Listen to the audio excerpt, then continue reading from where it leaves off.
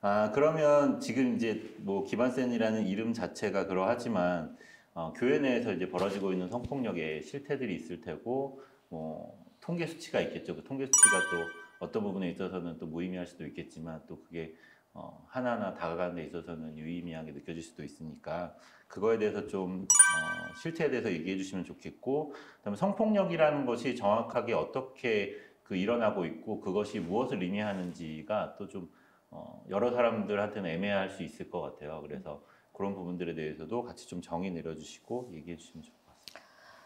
저희가 2018년 7월에 개소했고, 이제 작년까지, 2022년도까지 이제 매년 이제 몇 건의 접수를 받았나? 297건이더라고요. 근데 이제 297건이면 이제 가해자가 297명이었다는 것이고, 한 가해자에 의해서 여러 명, 많게는 뭐 수십 명에 달하는 피해자가 발생되기도 하거든요. 그러니까 거의 300개에 달하는 교회 혹은 그 기독교 공동체 혹은 신학교 안에서 저희가 올해 이제 5주년을 맞는데, 예, 올해 7월이면 딱 5주년이 됐는데, 이제 작년 겨울까지 그런 300개 단체, 공동체에서 성폭력이 발생했다고 저희한테 이제 접수를 주신 거죠.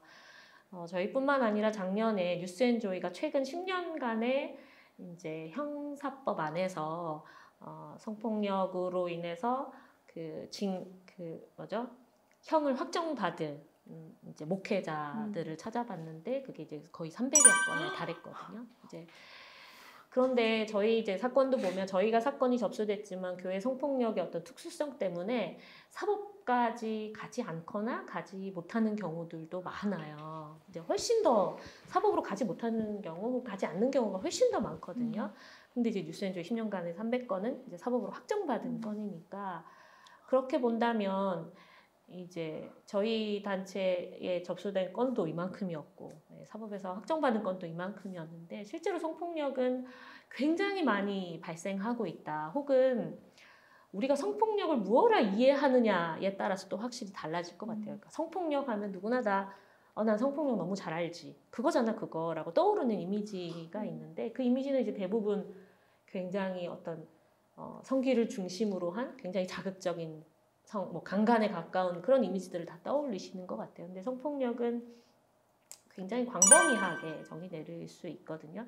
우리가 살아가는 일상 속에서 누군가와 어떠한 관계를 맺고 어떻게 알아가고 어떻게 사귀어 가는가 그 모든 과정에서 이제 일어날 수 있는 부분들이라고 본다면 사실은 성폭력은 어떤 특별한 사고처럼 특별한 상황과 특별한 교회에서 어떤 잘못된 사람이 있는 곳에서만 발생하는 것이 아니라 모든 교회마다 모든 여러 사람이 모인 그 삶의 형태 가운데서 계속해서 발생하는 문제고 그것이 성폭력이라는 이름을 얻었든지 혹은 사법에서 뭐 어떤 형을 확정받았든지 그거와 상관없이 계속해서 일어나고 있고 아마 지금도 일어나고 있는 것이다.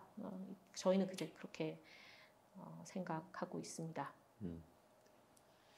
그러면은 교회 내 성폭력이 이렇게 일반적으로 우리가 흔히 얘기하는 성폭력과 좀 다른 점이 있는지 아니면 좀 그런 부분에 있어서 특징적인 것들이 있는지 그것까지 같이 설명을 한번 해주시면 좋을 것 같습니다. 기본적으로 이제 교회가 그러니까 교회가 되게 사회와 교회를 되게 분리하잖아요.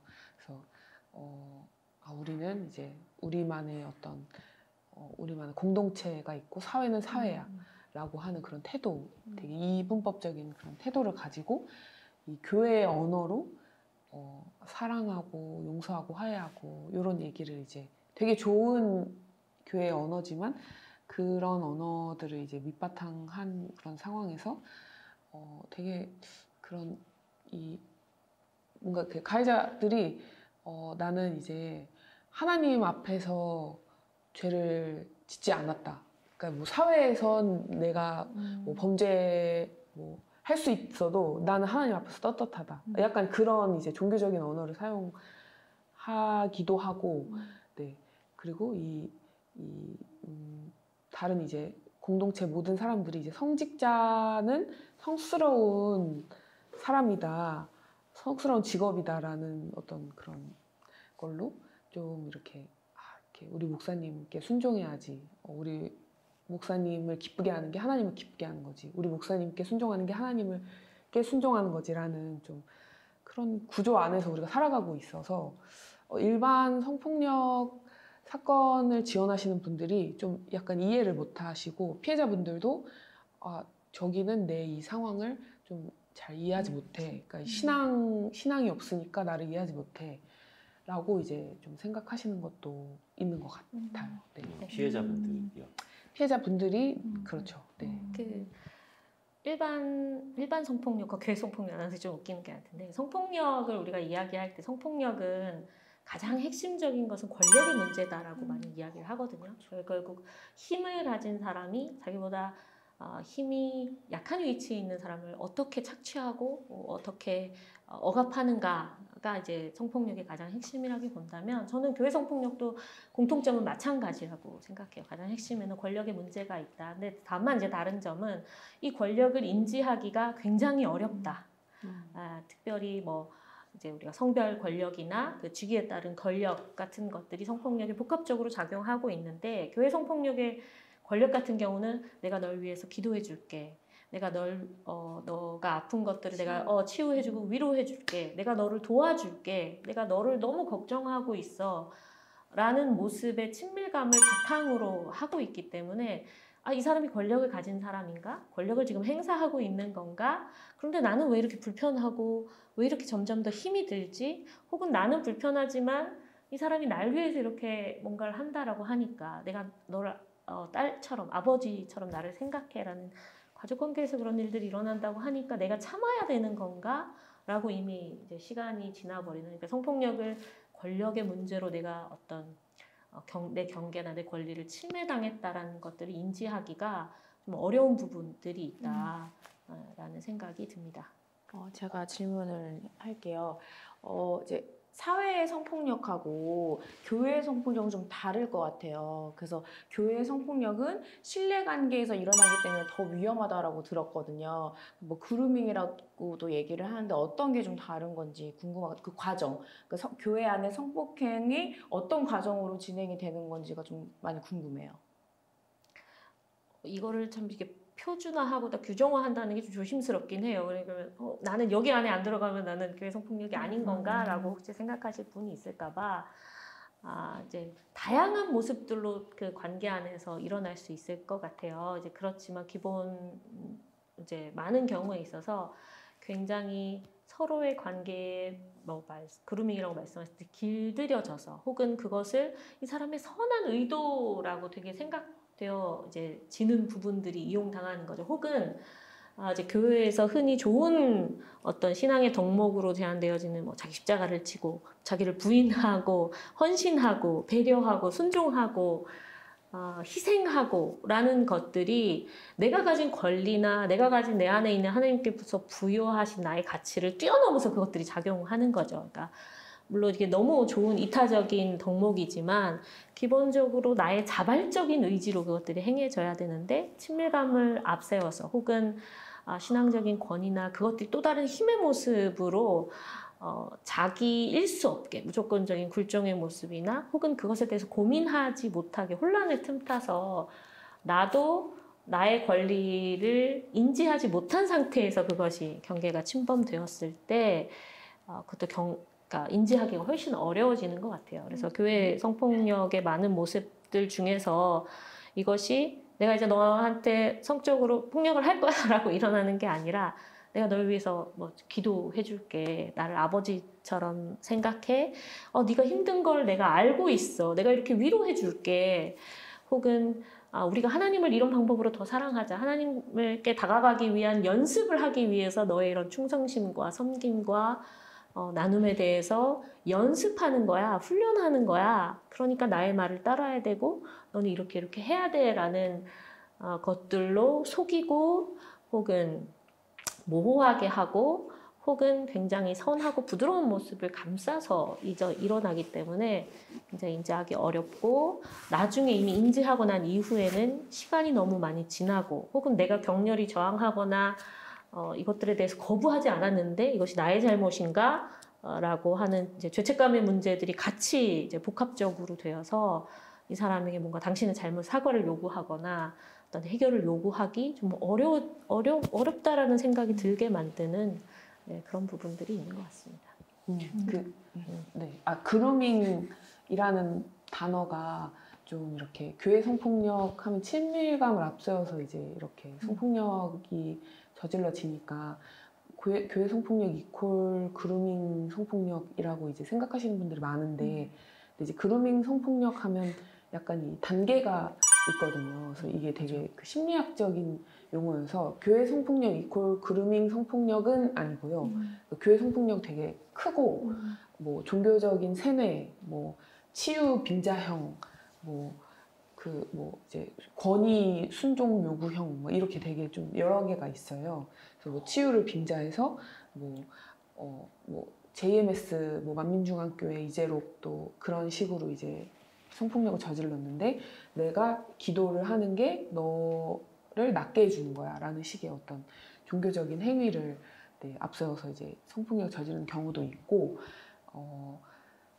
그루밍 6단계라고 있는데 피해자 고르기, 가출, 광임 등 피해자의 취약점을 파악하는 첫 번째 단계. 그리고 두 번째 단계는 피해자의 신뢰 얻기. 그래서 피해 아동 청소년에게 필요한 것이 무엇인지 정보를 수집하면 신뢰를 얻음. 근데 이게 되게 교회에서는 쉽게 일어날 수 있는 전도사들이 각 가정의 이제 가정 형편이나 이제 가정 상황이나 이런 거 이제 더 잘 알잖아요. 전도사 목사들이. 그리고 세 번째 단계는 욕구 충족시켜주기. 그래서 선물을 주거나 놀이공원에 데려가는 등 피해자의 욕구를 충족시키려고 하면서 이것도 교회에서 되게 많이 쉽게 일어날 수 있는 그리고 아무도 이게 어떤 그루밍 성폭력이야라고 생각하지 않는 흔히 교회에서 일어나는 일이죠. 그리고 네 번째는 고립시키기, 개인 교습, 짧은 여행 등 아이가 보호자와 떨어지는 상황을 만들어서 의존성을 키움. 그리고 다섯 번째는 관계를 성적으로 만들기, 자연스러운 신체 접촉을 유도하는 등 성적인 관계를 만들기 시작함. 그리고 이제 마지막으로 여섯 번째는 통제 유지하기, 아무도 네 말을 믿지 않는다, 주변에 알리겠다 등 협박, 회유로 성적인 관계를 이어감. 이게 이제 이 6가지 단계를 그루밍 성폭력의 단계라고 이제 하는데 교회가 이런 그루밍이 너무 일어나기 쉬운 그런 구조에 있다라는 게 이제 저희가 알아야 되는 일인 거죠. 네, 목회자가 다 그루밍에 그건 그건 아니고요. 이제 사실은 성적 착취가 일어나기 바로 직전까지의 그런 것들이 교회 안에 많이 있는 모습들, 문화 중에 이미 그런 굉장히 그루밍 범죄가 자양하기 좋은 그런 환경들이 교회 안에는 이미 많이 있다. 그래서 훨씬 더 예민성을 가지고 그런 문제들을 살펴야 된다. 이제 교회에서도 이제 처음 나오시는 분들, 우리가 저분 어떻게 도와줄까?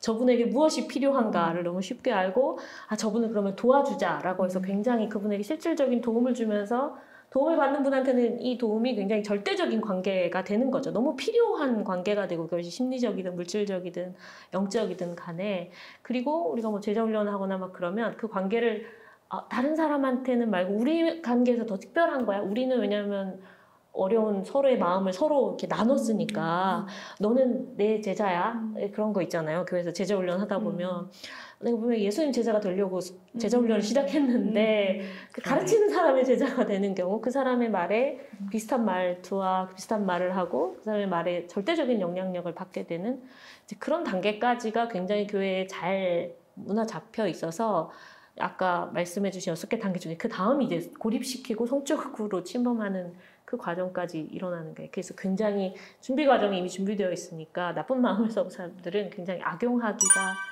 쉬운 구조들이 이미 교회 안에 좀 형성되어 있다라는 말씀을 드립니다.